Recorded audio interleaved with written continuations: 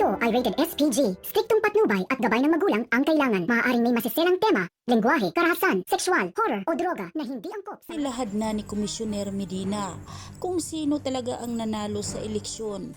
At dito nga napanood ni Miguelito na si Tanggol talaga ang nanalo bilang mayor.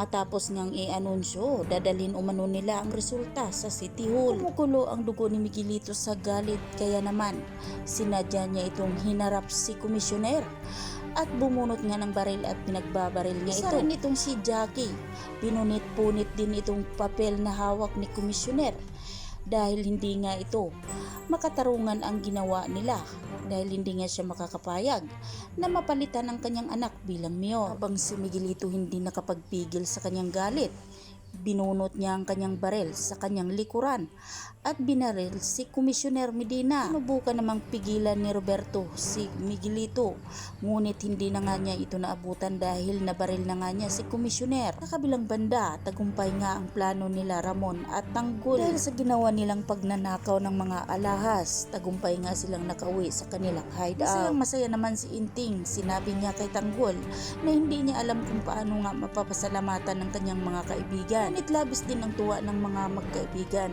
lalo na si Tanggol.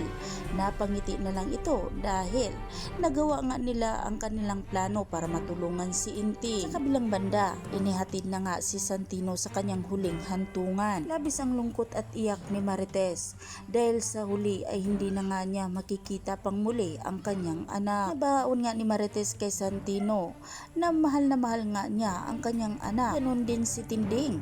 Lungkot na lungkot ito dahil hindi na nga niya muling makikita pa ang kanyang pinakamamahal na apo. Lungkot din ang lahat ng mga kaibigan ni Santino, ngunit wala na silang magawa kundi tanggapin ang katotohanan. Sa kabilang banda sa ospital, sa kalagayan ngayon ni Punggay, nakaligtas naman si Punggay sa pangalawang pagkakataon na pinagtangkaan ang kanyang buhay. Sabay nga siyang tinalo ang babaeng nagtangka sana sa kanya at alam niya kung sino nga ang nag-utos nito kundi ang mga gerero. Kaya namang pumunta si Obet sa ospital para bisitahin si Punggay at alamin rin kung sino nga ba ang nagtangka sa buhay ni Punggay. Wala silang ibang pinaghinilaan kundi ang mga gerero. Sa kabilang banda, bihag nga ni Rigor ang ina ni Inting na si Aling Merna. Nahirapan niya ito para mapasunod niya si Inting sa kanyang gusto.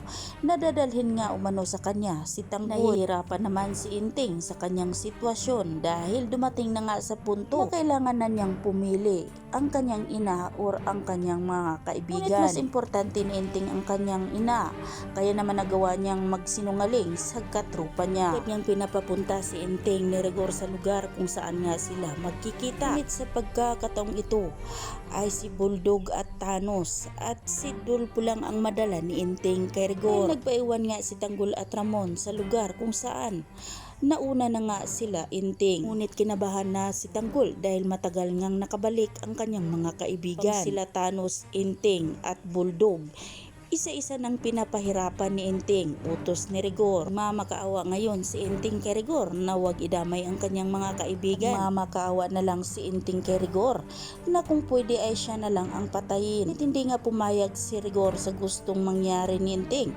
dahil pinapapili nga siya ngayon. Sino ang mas mahalaga sa kanya, ang ina ba o ang mga kaibigan nito? Ang napilitang gawin ni Inting ang gusto ni Rigor, ngunit ang hindi alam ni Rigor ay kakampi pala nila Inting ang babaeng kasama ni Rigor na pulis. Tila nga mabaliktad ang lahat dahil si Rigor nga ngayon ang mabugbog. Dito na nga makaligtas ang mga katrupa ni Inting. Kaya naman yan ang ating pakatutukan at aabangan sa susunod pang mga kaganapan dito lang sa FJ Batang Quiapo.